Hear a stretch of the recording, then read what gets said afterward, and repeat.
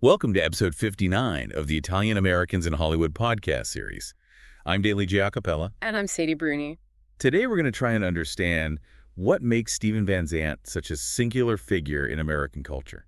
He's had success as both a musician and actor, but There's a lot more to his story than just those two labels. you're right, he's not just a musician dabbling in acting. Or an actor who happens to play music. He's really carved a unique space for himself that blends both worlds seamlessly.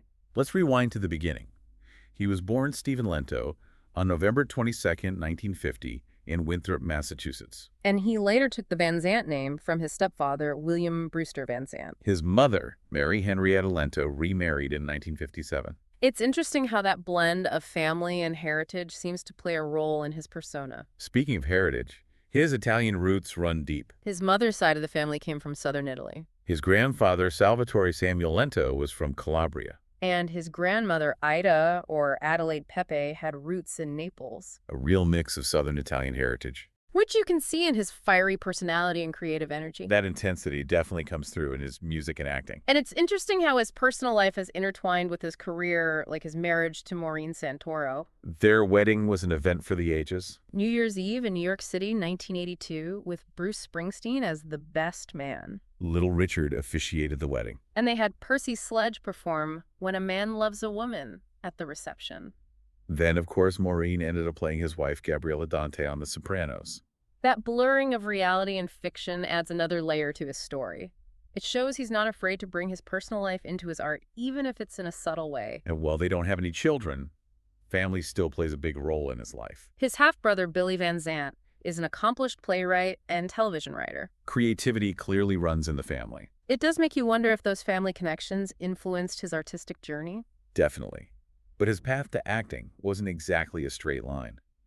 Before he was Silvio Dante, he was a rock and roll guitarist. He rose to fame with Bruce Springsteen's E Street Band, playing on iconic albums like Born to Run and The River. His guitar work on those albums is legendary. It really helped define the sound of that era. It's incredible to think he made such a significant impact on music before even stepping foot on a film or TV set. He was already a rock star before becoming a household name as an actor. And that transition didn't even happen until later in his career, which makes it even more impressive. He was already in his 40s when he landed the role of Silvio Dante on The Sopranos. But he brought a quiet intensity and authenticity to that character that made him an instant fan favorite. Silvio was the calm, calculating consigliere to Tony Soprano. He was the voice of reason, but also capable of chilling ruthlessness when needed. Van Zandt brought a depth to the role that went beyond what was written on the page. And he didn't let that role define him. He went on to star in Lilyhammer, which was a really interesting show that blended mafia themes with Scandinavian culture. That was a bold move, going from the gritty realism of The Sopranos to something more quirky and comedic. He played Frank the Fixer, Tagliano, a former New York mobster who relocates to Lillehammer, Norway, under witness protection. It showed a different side of his acting abilities, his range. And he even made a cameo as himself on the Norwegian soap opera Hotel Caesar. That's a great example of how he's not afraid to try new things and doesn't take himself too seriously. Please like, subscribe, and turn on notifications. Also, check out this fantastic book on Italian-American history. The link is in the video description. His film career is another testament to his versatility. He made his film debut in 1999 with Not Fade Away, directed by David Chase, the creator of The Sopranos. It's interesting how that connection brought him full circle back to his musical roots. And he's had memorable roles in movies like Home Alone 2, Lost in New York, and The Irishman, where he showcased his musical talents as a singer. He's not just a one-trick pony. He really embodies this idea of a multifaceted artist. He's not afraid to explore different creative avenues. And always brings a certain level of passion and dedication to every project. And that dedication has been recognized with some serious accolades. He's won multiple Screen Actors Guild Awards for The Sopranos. And he was inducted into the Rock and Roll Hall of Fame with the E Street Band. Achieving that level of success in two different fields is a remarkable accomplishment. It speaks to his talent, hard work, and ability to connect with people on an emotional level, whether through music or acting. And he's still going strong. He's constantly working on new music, contributing to documentaries about rock and roll history, and even finding time to give back to his community. In April 2024, the street where his family lived was renamed Van Zandt Way in his honor. It's a fitting tribute to someone who has had such a profound impact on American culture. His story is really inspiring. He came from humble beginnings and achieved extraordinary success through sheer talent and determination. It makes you think about what drives him. Is it a passion for storytelling? A love of music. Or perhaps a deep-seated desire to make a difference in the world? I think it's probably a combination of all those things. There's a certain authenticity to everything he does, a genuineness that resonates with people. He's not just chasing fame or fortune. He's pursuing something deeper, something more meaningful. He certainly seems to have this drive to connect with people in a way that goes beyond entertainment.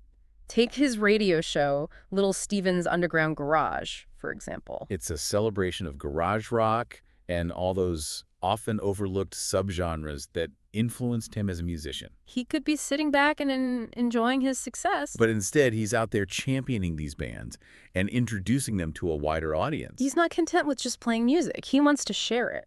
To expose people to new sounds and artists. And he's not just a radio host. He's a curator, a tastemaker. He also programs 2 Sirius satellite radio channels, Underground Garage and Outlaw Country.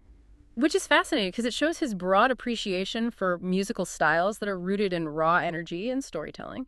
He finds the common threads between rock and country. And presents them in a way that's both informative and entertaining. And then there's his own record label, Wicked Cool Records. That's another avenue for him to promote and support emerging artists who share his passion for authentic, soulful music. It's like he's passing the torch to the next generation, ensuring that the spirit of rock and roll lives on. That commitment to nurturing young talent is something we see in his work with the Rock and Roll Forever Foundation and its TeachRock project. That's an incredible initiative that uses music as a tool to inspire and engage students in classrooms across the country. They've developed a K-12 curriculum that incorporates music into subjects like social studies, language arts, and even media studies. It's a brilliant way to make learning more interactive and fun for students. And it speaks to his belief that music has the power to educate, to uplift, and to bring people together. His commitment to education and community goes beyond music. He's been a vocal advocate for various social and political causes throughout his career. His activism is another facet of his personality that people admire. He's been involved in so many important movements, using his platform to speak out against injustice. He was a key figure in Artists United Against Apartheid in the 1980s, instrumental in organizing the recording of Sun City. That protest song brought together some of the biggest names in music to speak out against the injustices of apartheid in South Africa. It had a huge cultural impact and showed the power of music to inspire social change. And he hasn't limited his activism to a single cause. He's spoken out against U.S. military interventions in Central America. And continues to be a voice for human rights around the world. It's inspiring to see someone who could easily just focus on their career, instead use their influence to amplify the voices of those who are often marginalized or silenced. He's a man of principle, someone who is deeply connected to his community and to the world around him.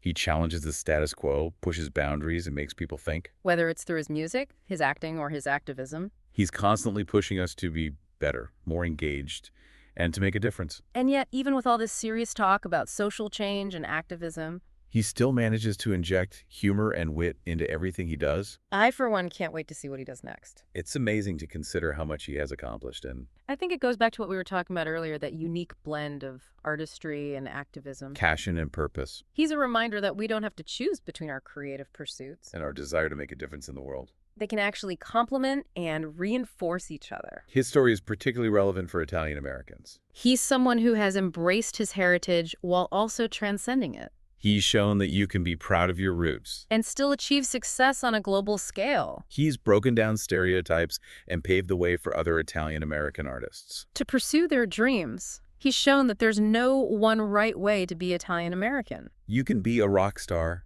an actor, an activist. Or all of the above. And I think that's a really important message for anyone. Regardless of their background. It's about finding your own voice, being true to yourself. And using your talents to make a positive impact on the world. Steven Van Zandt's story is a testament to the power of authenticity, passion. And perseverance. He's a true original. And his legacy will continue to inspire generations to come. Absolutely. Thanks for listening to this episode of the Italian Americans in Hollywood podcast series. Please like, subscribe, and turn on notifications. Also, check out this fantastic book on Italian American history. The link is in the video description.